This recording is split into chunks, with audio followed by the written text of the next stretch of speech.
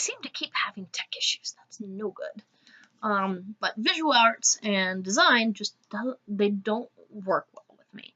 Um, and so like I just don't have that ability. I don't have that talent. So again, no real surprise there. Looking into so breaking things down further.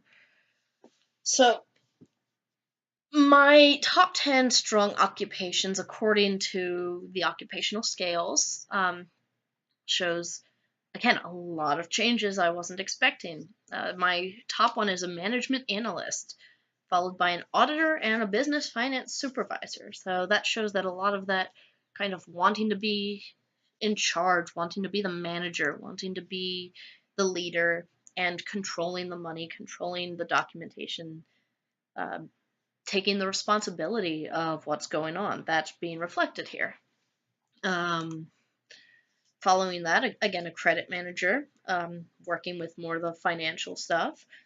Engineer is still on this list at number 5, so the investigative is still there. Technical support specialist, an accountant, a computer programmer, financial manager, and software developer. So obviously a big thing that's focusing here is that there is more that focus on being a manager, being in a position of financial security, being maybe working in HR is something that's strong here. Um, Again, this is a big difference from my previous strong inventory where there was a lot more based on investigative, like being a researcher, being an engineer, being a chemist, all those different things. So this goes to show just how different people can change over time, even in a short time, like a course of a year.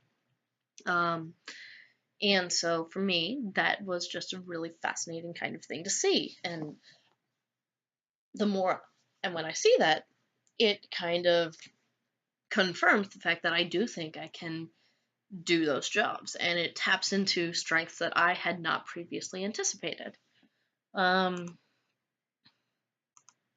Looking further along, so occupations that I don't really have that much interest in, again, medical illustrator, athletic trainer, artist, art teacher, interior design. Very clearly there's a lack of interest in the arts here. So that's not all that surprising. Going through the rest of the scores, so with the strong inventory, and I don't want to go through every little thing here, but essentially how the rest of the strong inventory works. It does look through the different kind of professions that would generally be in those different categories and sees how how your preferences match up with people in similar jobs and how similar your interests are to somebody in that field. Um, the the other thing that is shown is personal style scales. So with mine, the top 5 interests that they found, is that I prefer a balance of working alone and working with people, and again, that makes sense. Um, I think it's important to be able to work on your own, but also to recognize that group work is a necessity in a lot of ways. So uh, that's one element. I prefer to learn through lectures and books. I'm very much more focused on academic methods. This again makes sense for me. I've always been strong in lecture kind of halls. This reflects that I am more focused on learning for learning's sake, not necessarily for practicality. The strongest thing here for my score was my leadership style. Is that style? I prefer to take control. I prefer to take the lead on things. This isn't surprising for me at all. I have been involved in leadership roles from the time of childhood. So, having been a Girl Scout, usually being a group leader for a lot of projects, this definitely reflects more of my individuality and my independence streak. I don't like to be a follower. I will follow people if I trust their leadership skills, but otherwise, I'm not going to do that. I prefer to take control.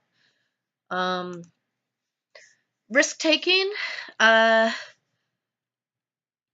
willing to take risks if it's kind of if the cost is negligible. I'm comfortable taking a few risks, but it can't be a lot. It has to be, again, reasonable. And then, as I mentioned before, I do enjoy participating in teams. Being a part of a team is important. Uh, and that's a little separate from working alone versus working together, because working in a team can be its own kind of thing.